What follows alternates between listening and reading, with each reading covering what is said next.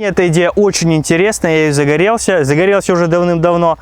Вы 10 раз Mercedes, BMW переварите, пока А8 полностью окислится, блин. Во-первых, здесь больше электрики, это гемор. Ну, тоже вот смотрели 4.2 по низу рынка, D3 тоже. Печка теплым не дует, АБС не работает. Ваки, смотрю на эту машину, я просто обожаю. Конечно, я их всех себе купил бы. Разумеется, кардан заменен. Другой кардан здесь стоит. Есть выход из любой ситуации, все это можно воплотить в жизнь. Плюс ремонт автомата, вы уже попадаете в 4,5-5 тысяч долларов. Всем привет, ребята! Сегодня у нас Audi A8. Audi A8 это вторая по популярности машина на моем канале, ну после моих. Но у нас в основном D2 были в массовом количестве, но D3 тоже хотел бы снять. И я очень рад, что мне так повезло. И это видео о том, смысл этого видео, что фантазии человеческие безграничны. И то, что есть выход из любой ситуации, все это можно воплотить в жизнь. Если кто-то намек не понял, то здесь не совсем сток под капотом. Но об этом потом. Я немного вас помучаю, простите, сохраню интригу. Но для начала я хочу поговорить про Audi A8 в принципе. Не D2, не D3, вообще любые. Премиум сегмент. Но в сравнении с D2 сразу думаю, о D2 я остановлюсь. D2 были у нас, была S8 рестайловая, A8 дорестовая, рестовая A8 было. Я вот снимал видео про переделку салона на D2, то есть такой же послужной список есть. И в сравнении с D2 у этой машины какие недостатки, так скажем, возрастные? То, что, во-первых, здесь больше электрики, это гемор, потому что D2 попроще, меньше электрики, меньше всяких, получается, проблем с этим делом. Здесь есть пневма. То, что тоже все многие боятся. Но многие уже на пружины ставят, об этом тоже потом. Более технологичные современные двигатели, которые, разумеется, с возрастом более технологичные, более КПДшные, но больше требовательны к качеству топлива, масла. И уже алюминиевые блоки, все с ними познакомились именно на этих машинах. И самый главный недостаток – это автомат. Потому что D2 можно было найти и на механике, ребят. Здесь только автомат.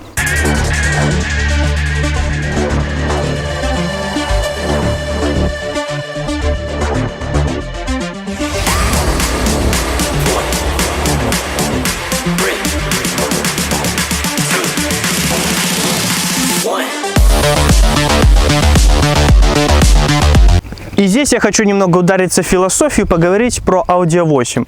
Я люблю ВАГ. Те, кто смотрит меня давно, кто на канал подписан, знают, что я вагодрочер. Я люблю ВАГ и смотрю на эту машину, я просто обожаю. Конечно, я их всех себе купил бы. Вот. Но вот Audi A8 в кузове D3. Она пришла в 2003 году. Наша машина 2003 года, как вы сразу поняли, дорестовая. У нас была рестовая машина в 2005 году. Произошло принципиальное изменение. Одно незначительное, но которое сразу выделяет машину. Это машину сделали широкомордой. Две полосы эти хромирные соединили в одну, и она стала уже широкомордой. Новая мода Audi. Я об этом рассказывал на Audi A6 C6 и на Audi A4 B7. Audi A6 C6 широкоморда первая вот вышла. Вот это было Audi A6 C6. Все остальные уже потом подтянули, что уже сделали рест. А4 B6, А4 B7 это уже рест А4 B6.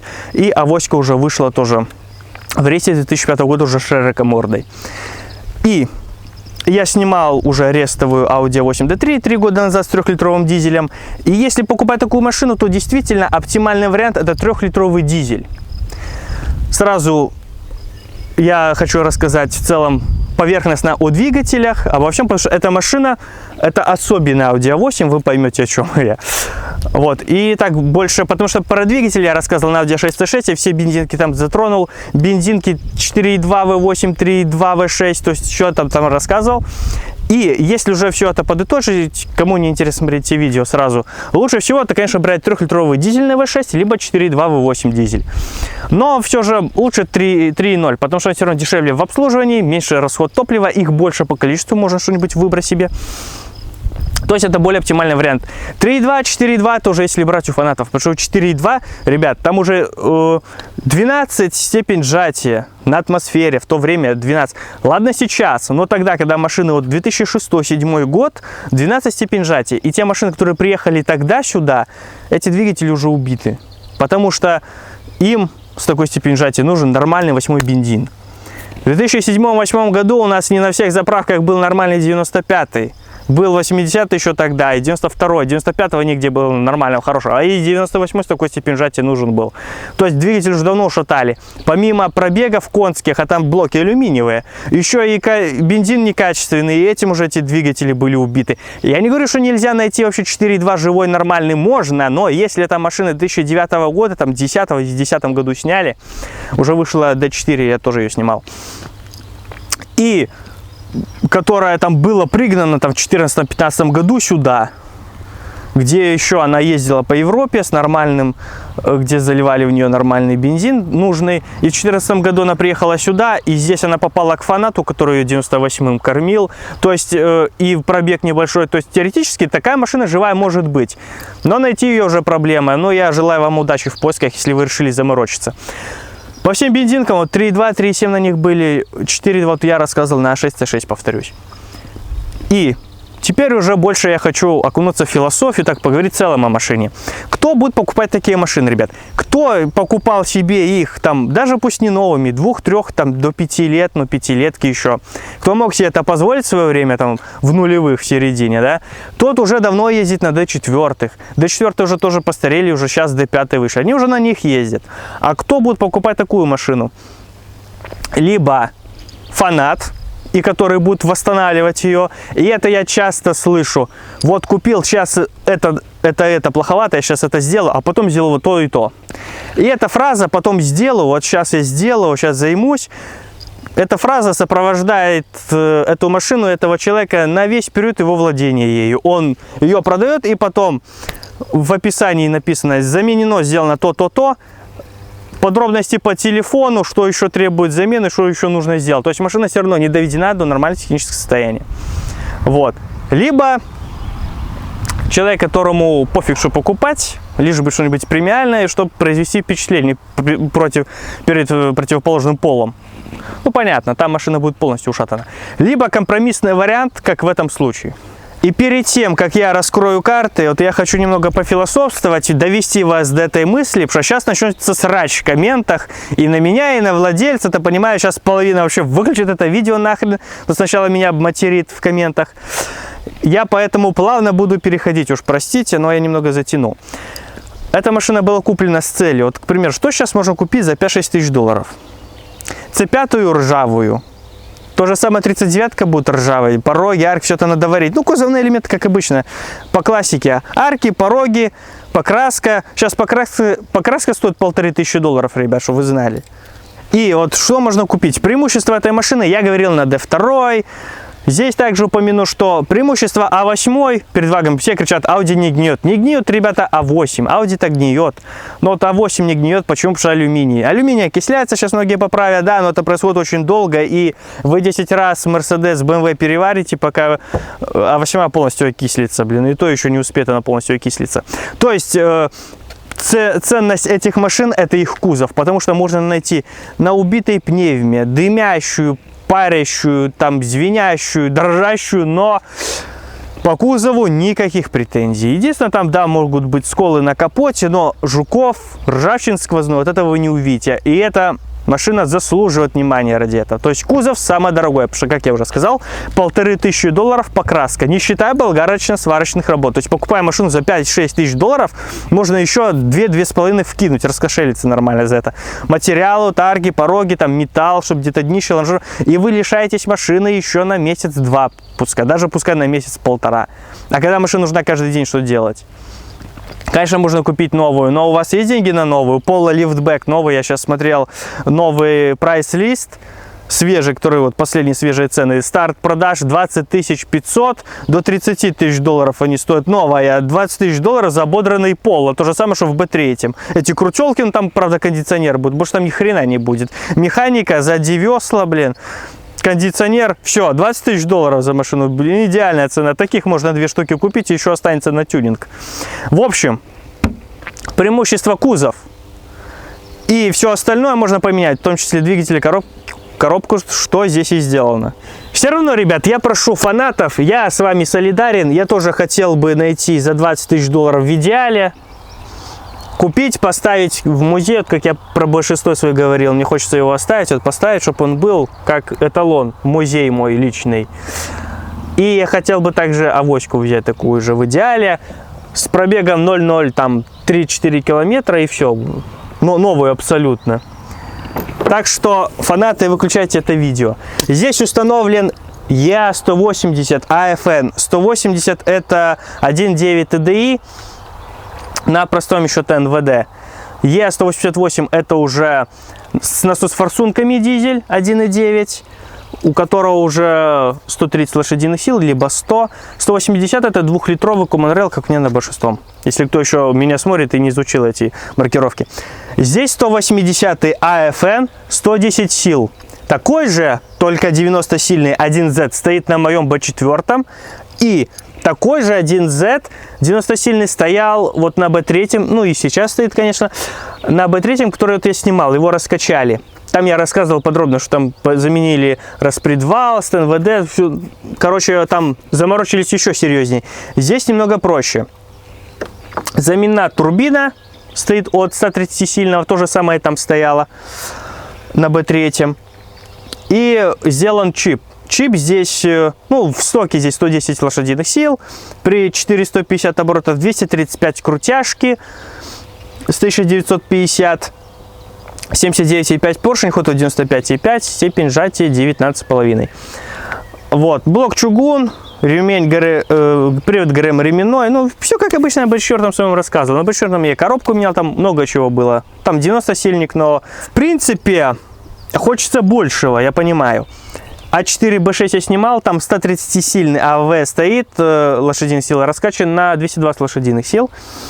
Вот, и там, да, уже повеселее, можно это сюда поставить. И как на D2 стояло, А8 D2 я тоже снимал, там тоже 130-сильный двигатель, чипован, там 160 лошадиных сил. Вот, и да, он едет бодрее, веселее, но, как я уже рассказывал, там больше проблем то, что первых двухмассовый маховик, но можно поставить одномассовый от 1Z от серии EA180 90-сильного. То есть это не такой большой расход топлива. Самое главное, что если зальете плохого качества топлива, вы попадаете на 4 насос-форсунки те. Здесь же автомобиль употребляет все, что вы зальете. Он не так критичен к качеству топлива, то есть больше на пофиг можно его эксплуатировать. Но хочется больше мощности, и здесь логичнее я бы, может, поставил 188. Хотя, черт его знает, этих двигателей не найдешь, и они ценятся больше, чем 188. Вот за ними сейчас в последнее время больше гоняется. 188, в принципе, хватает 130-сильных этих. Но, опять же, крепление форсунок, попадание топлива в масло, не надо забывать про эти недостатки. Ну, и распредвалы там изнашиваются, тоже это косяк. То есть эти двигатели менее мощные, менее потенциал для тюнинга у них, но в плане топлива, жлобской эксплуатации они больше для этого предназначены, то, что и нужно для наших людей, да. Топливо залил, масло поменял, какое-никакое залил, и чтоб ездило и мозги не парило. И больше мощно. Да, выносливости у них больше. В плане коробок. Здесь установлена коробка 6-ступенчатая механика от А6C5. Редуктор также от А6C5, потому что машина была когда-то 4.2 V8, кватро и осталось, о чем свидетельствует шильдик на крышке багажника. Теперь коробка, редуктор другой, но другой двигатель. Поэтому как-то все вот так. Сейчас здесь 140-150 лошадиных сил, как я уже сказал, турбина от 130-сильного двигателя. И по динамике 2000 оборотов, шестая передача, 120 км в час. То есть по разгону, ну, в районе там 8,8, 9, 10 секунд они будут ехать. Кватро преимущество зимой. На D2, на переднем приводе, там передний привод здесь полный. Там, как и у меня на B6, такая же самая динамика. У меня 2.0 Common Rail'овский 189, шестая передача 2400, 140. Там то же самое, 2400, 2450, шестая передача 140. Там передний привод, там 30-сильный чипованный, там примерно 160. Такая же динамика, но там коробка от 2.5 дизель, которая она была изначально на ней. Она была на механике, 6-ступенчатая, переднеприводная, 2.5, ну 2.5 убрали, поставили 188 с 30-сильной. И коробка осталась там родная та же. То есть по динамике примерно они, ну кто-то быстрее, кто медленнее, но в теории это будет медленнее, потому что 180 он все равно не так будет рвать, плюс здесь полный привод, тормозит динамики, то есть ну D2 может в теории будет чуть быстрее. Ну и с точки зрения максимальной мощности ее можно больше накачать, но здесь больше надежность, что и нужно с этими машинами. То есть в целом, ребят, если сейчас купить машину, о ценах сейчас поговорим тут же, за 5-6 тысяч долларов, ее переделать, так, проблем не возникает, кузов алюминиевый, затрат у вас дополнительных нету, там, ну, по ходовой все такие косяки можно сделать, но и вы получаете идеальный автомобиль на каждый день. Потому что сейчас, что не купи, вот до 2000 долларов, какую машину не смотришь, кажется, что все, бери и вези в металлолом ее сразу же. Уже, ну, дыры сквозные, там, не знаю, надо покупать, но это идеально для проекта на ютубе, но не как для себя на каждый день, для повседневной эксплуатации. Но сейчас машину вообще тяжело найти. А это выход из положения. И я сейчас смотрю, D2 становится меньше, и D3 меньше продается по количеству. Все уже набросились, ищут эти машины за их кузова, опять же, алюминиевые. Это не я, это статистика. Самое главное у автомобиля — это его цена. Цена. Конечно, сейчас я посмотрел объявление. Самая дешевая машина. Вообще я смотрел и Рест, и до Рест в общую кучу. Самые дешевые, самые дорогие. Всего продается 85 автомобилей. И эта машина засвечена. Много фанатов появилось, и сейчас, я не знаю, вот тенденция пошла, вот D2 я давно переделал. Есть вообще ателье, которые занимаются свапами. Вот по 1.9, вот в Минске, которые делали вот эту серебристую. Выкидывают все моторы, ставят 1.10 30-сильные на механике. Ну, вот вообще массовая переквалификация этих автомобилей. И D2 вообще мало в продаже, и D3 уже снизились по количеству в продаже. Все уже занимаются этим. Уже 85 D3 в продаже, а было их больше, порядка на 20-25 машин было больше в продаже, сейчас их уже по количеству упало. Самая дешевая 4.2, 2003 год, это тоже 2003 год.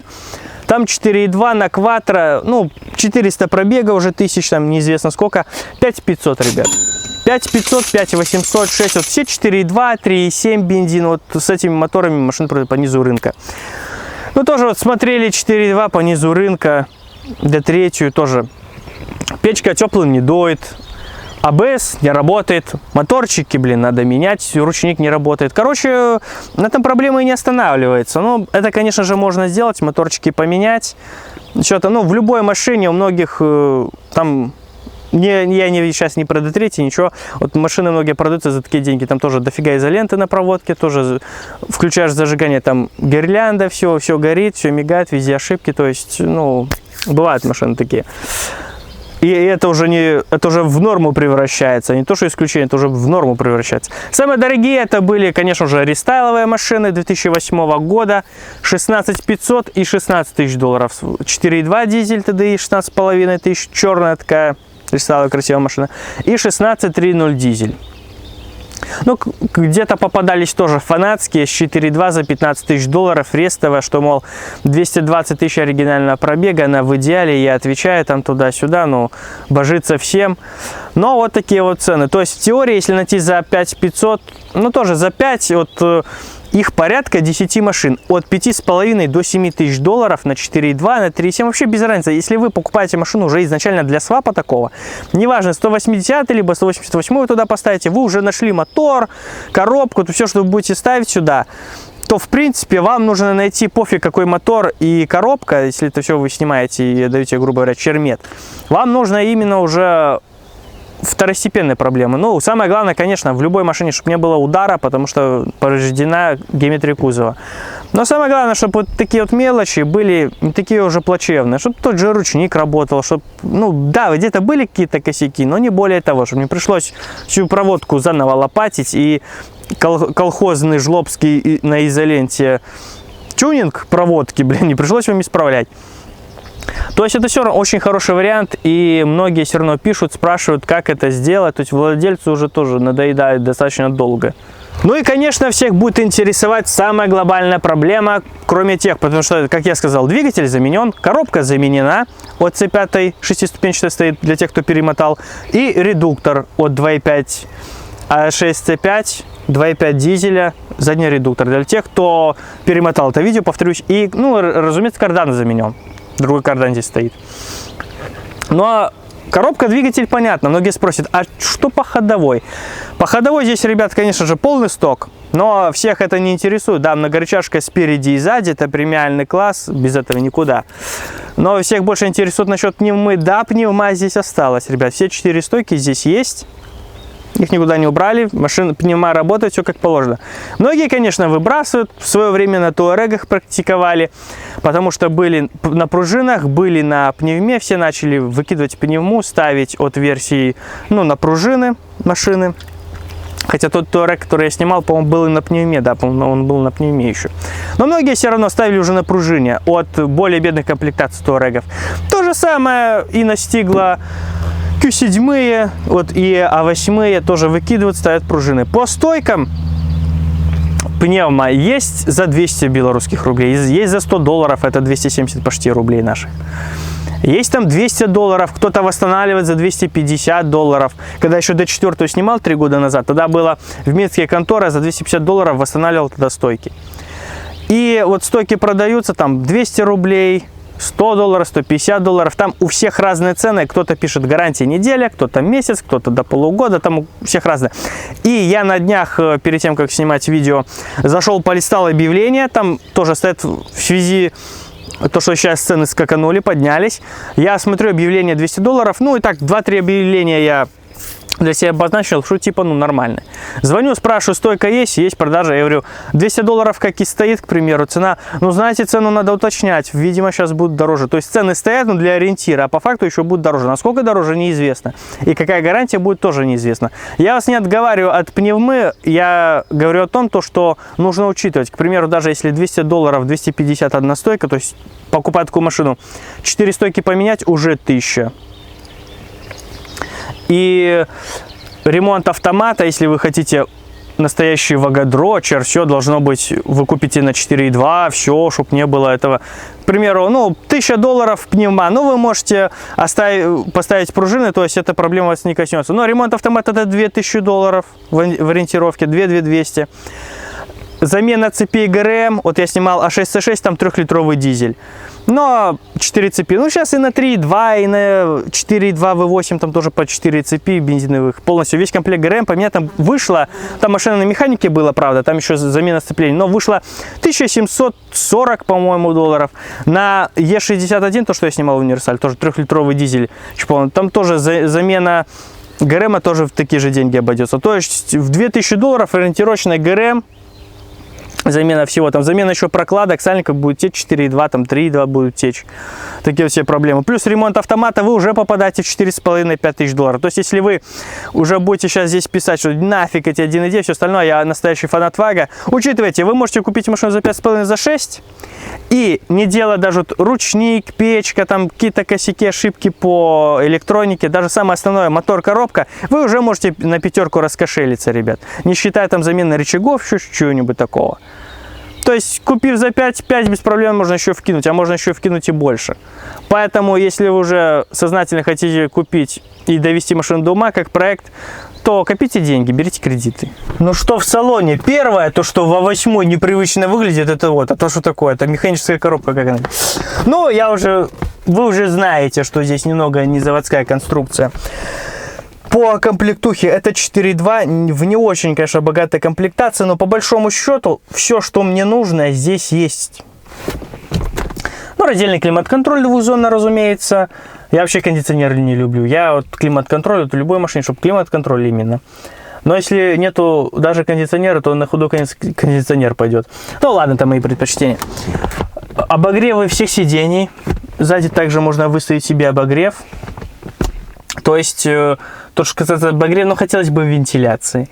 Но все равно, ребят, я вам рекомендую на зиму, вот я себе накидки в свой автомобиль установил, у меня не кожаный салон, но все равно поправляющая тема. Все равно прохладнее, и зимой для мужского здоровья особенно полезно. Нужно накидки устанавливать, чтобы было теплее. Все равно чехлы, либо накидки я рекомендую установить. Вот. Разумеется, есть круиз, ну, управление... MMI работает, все в порядке. Но Audi MMI я уже щелкал и на C7 и на 8D3, по-моему, тоже на Q7, я уже много где. Все работает, выезжает, заезжает, все как положено. Для тех, кто будет кричать, что ничего здесь не работает, все положено.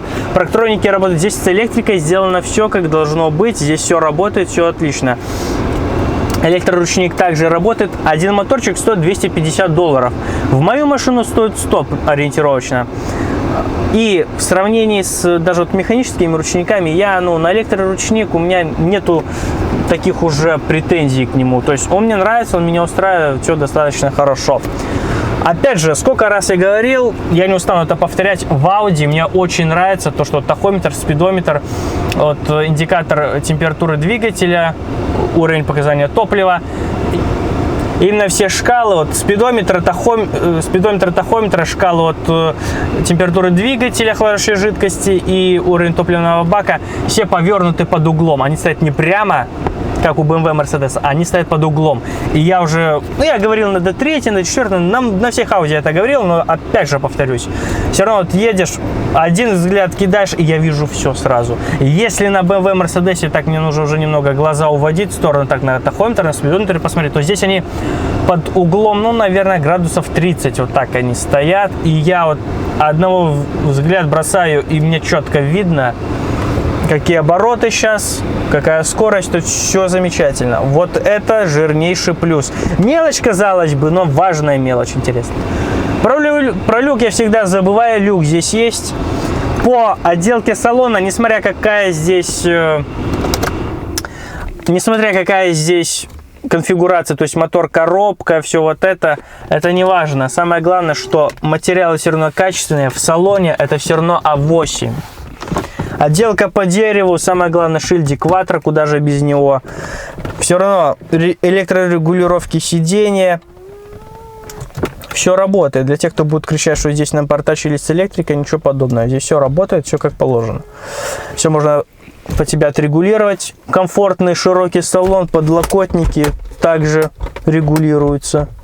Ничего не сломано, все нормально в автомобиле. Все можно под себя подогнать, удобно.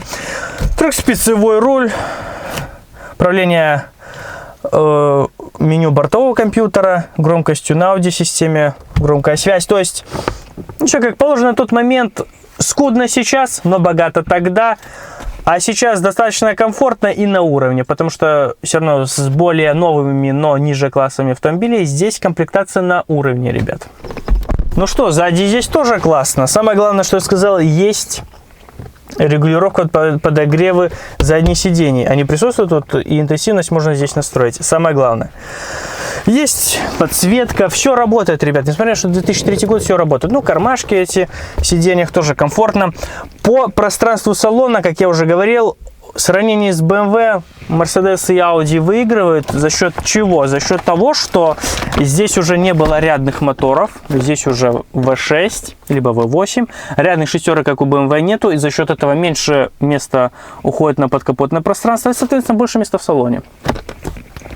Разумеется, здесь более просторно, чем в 65-ке. В 65-ке уже сиденье было где-то здесь. Сам по себе тогда подгонял, мне было более тесно. В пятерке вообще тесновато в сравнении с этим. То есть машина у нас не лонговая, на лонговой вообще место будет в развалочку. Хотя в 66-й я снимал, там тоже места было немало, там достаточно просторный салон. Но все же в Audi попросторнее. И по шумоизоляции Audi выигрывает у всех. Это уже давно признанный факт.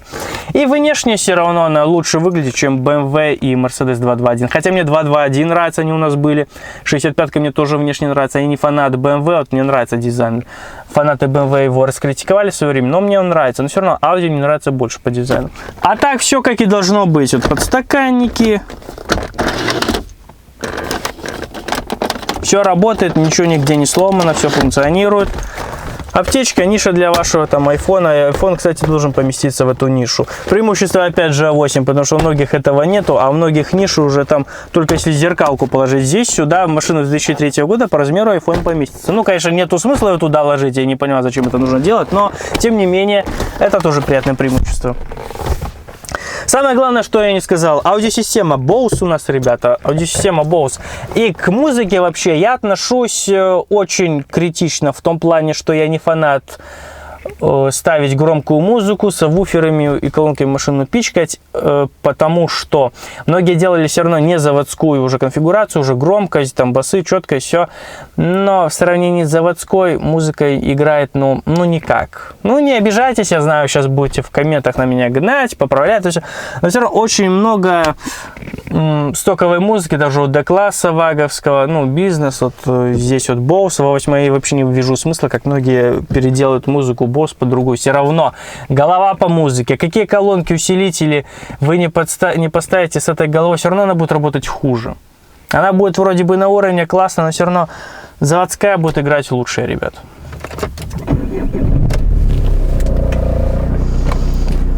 D3 на механике, кому расскажи, да вообще капец. Ну, первое ощущение, ребят, сейчас сам первый раз за рулем на ней сижу. Двигателя не слышно за счет классной шумоизоляции, но сейчас уже слышу, что дизель. Но знаете, так сбалансированно, я так трогаюсь, пошла, нету такого рычания, там, либо медлительности такой, как будто, ну, как будто с завода он стоит нормально, так сбалансирован. Ну, этот чип 150 вроде как маловато, но, ну, не сказать, вот при нормальной такой обычно спокойной езде, ежедневно я уже 100 иду, нормально так разогналась. Здесь полный привод, квадры, ребят. То есть неплохо. Сейчас 5-я передача, сейчас соточка, 2000 оборотов. Отлично. Но идет она очень-очень хорошо. Ну, здесь нет 5 секунд до 100, что многим хочется уже так. 125, 2000 оборотов. 6-я передача. Квадро самое главное. Опять же напоминаю, потому что переднеприводная машина, все равно у них за счет переднего привода и динамика лучше, и меньше механические потери во время движения. По ходовым характеристикам это Audi A8, это никуда не ушло. Машина вот очень хорошо, здесь волны, и нормально как корабль перекатывается, вообще ничего не чувствую, все нормально. В этом плане все хорошо с точки зрения комфорта. С точки зрения динамики, вот чипованный этот мотор, я так скептически относился. Я все равно вот на D2 проехал, 1.9, 188, 30-сильный, да, его можно чипануть там в 200, вот как на Audi A4 B6 можно сделать. Я думаю, ну этого маловато, ну куда? Квадро, машина нелегкая, она тяжелее, чем D2. И думаю, и такой мотор на ней, ну слабовато. Да нет, нормально она трогается. И идет она нормально. Я в том плане трогается, что вот, плавно как по заводу. Нет вот, знаете, трогаешься, машина еле-еле так вот едет, кажется, вот газануть надо. Она на холостых уже так нормально трогается, уже так активно, бодро, не надо уже так подгазовывать. И что, когда уже явно видно, что недостаточно мощности двигателя для такого автомобиля. Да, на 188 она было бы быстрее, там уже чуть рвала она бы серьезнее и сильнее, но опять же, вот обслуживание, вот на пофиг с этим мотором можно ездить, грубо говоря. Конечно, нельзя так делать, но если владелец пофигист, то этот мотор, он более вынослив к такому поведению владельца. А так в целом, вот сотню, 100-110, до 120-130, ну, спокойно идет, можно играться как угодно. Ямы, эти наплывы, выбоины, идеально наши дороги, короче говоря. Вот. Она нормально с ней борется. Ну, конечно, пневмо поправляет ситуацию. Будь она на пружинной сейчас, она была бы пожестче, конечно. И приятно то, что машине вот почти 20 лет, все равно ни скрипа, ни сверчка, ничего такого нету. Да, если сломали подлокотники, и вы постоянно на них опираетесь, и у вас вес за 100, они скрипнут уже, потому что они не рассчитаны на такую массу. Там, когда они разрабатывались, средний вес водителя считался 75-76 килограмм. Конечно, если сядет 120-килограммовый жлоб и будет опираться на этот подлокотник, он его сломает, он и скрипеть будет, потому что он на такую массу не рассчитан. А так ехать комфортно. Вот еду 120, спокойно, двигатель я не слышу, тихо, спокойно в машине, комфортно. И двигатель этого, как ни странно, достаточно. Я думал, что будет край разумного, он будет, ну, с последних сил ехать, так скажем. Но чиповка опять же свое дело сделала.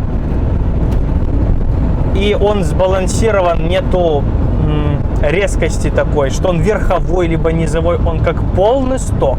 Потому что взять на B3, там уже распредвал другой, парень поставил, он хочет там максимальную мощность, выжать максимум КПД получить из него. И уже это нюансы с настройкой, потому что нужны уже углы зажигания регулировать, потому что распредвал другой, уже фазы съехали, уже получается, ну с топливом там тоже нужно регулировать, чтобы то топливо именно в тот момент, то есть это нужно настроить, отбалансировать, чтобы что-то было четко. Здесь же заводской двигатель, то есть башка родная, фазы не сдвигали, просто больше турбина, другие форсунки от Т4 2.5, то есть больше воздуха, больше топлива, но настройки остались заводские. Углы зажигания, все осталось тоже, просто больше топлива и воздуха, это корректируется по количеству уже. Бортовой компьютер, блок управления этим уже, этих настроек пляжа, то есть критических изменений не произошло, что самое главное, и проще с настройкой.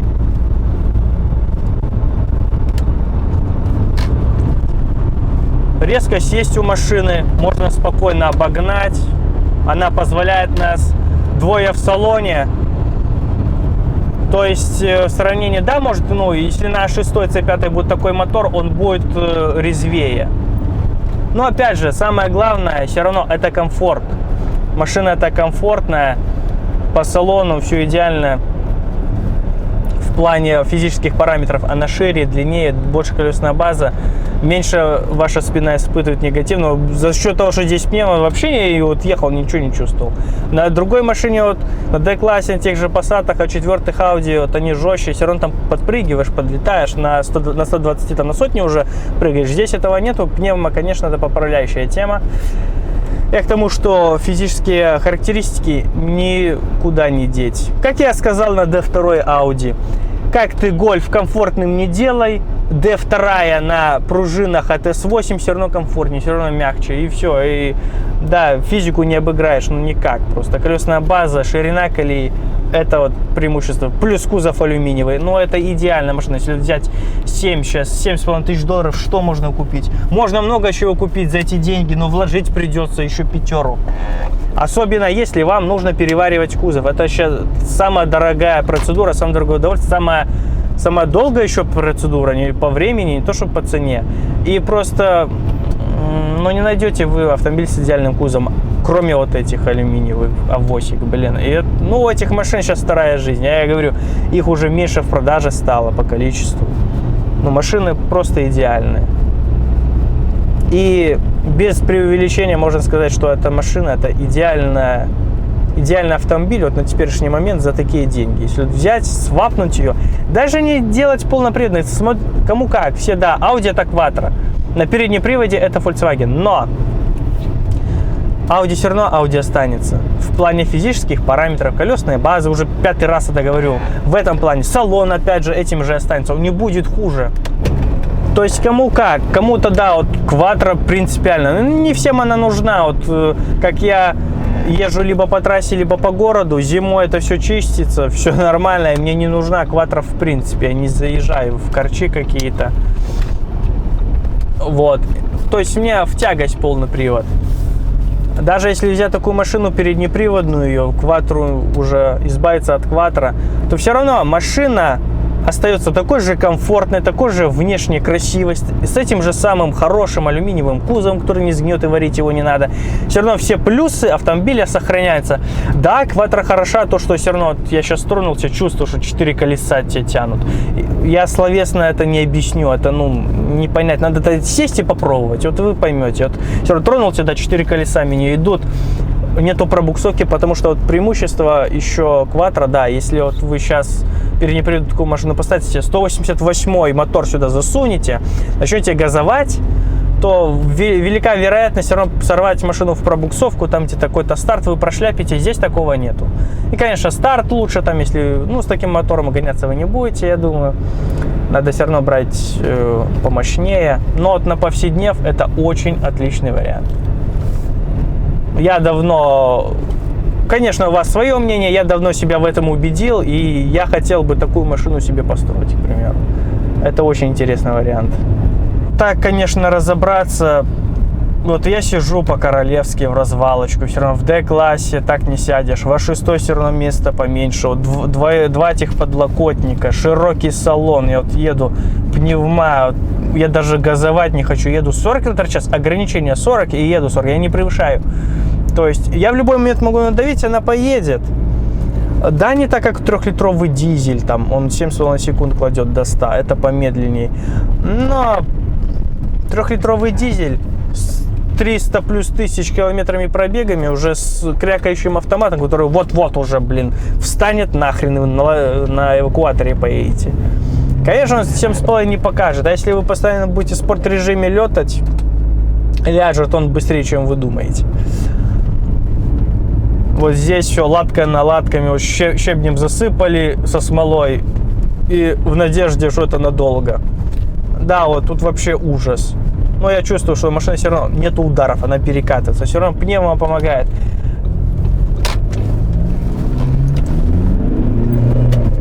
В 3000 она пошла, 60.